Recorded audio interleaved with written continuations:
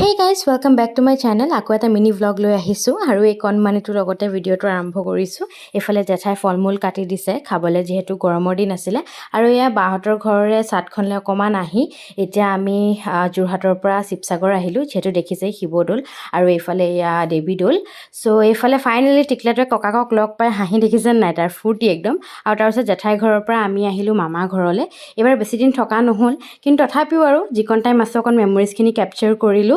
আৰু এয়া হৈছে আমাৰ গাঁৱৰ নামঘৰ আৰু এইফালে দাদাই মোক ফুলৰ পুলি দিছিলে। এতিয়া বাৰু আমি ফাইনেলি গৈ আছো আকৌ গুৱাহাটীলৈ আৰু এইফালে বাটতে কিবা কিবি কেইটামান কিনিলো আৰু লাঞ্চ বুলি অকমান কিবা এটা খাই লৈছো আৰু এয়া সানছেটে হ'ল কিন্তু ডাব দেখিটো আৰু ইগনৰ কৰিব নোৱাৰি। ডাব খাওঁতে দেখিলো গৰুখিনি ইমান ধুনীয়াকৈ ঘৰলৈ উভতি গৈ আছে তাকে অলপ দেখাই দিলো কিন্তু আহি ফচিলো জামত। দেখিছেনে ইমান দেৰি ৰখিছো, আধা ঘণ্টাই হ'ল চাগে জামত ফচি আছিলো। এইফালে ফাইনেলি গুৱাহাটী সোমাই ফাইনেলি ঘৰখন পালোহি। আজিলৈ আহিছো, বাই বাই।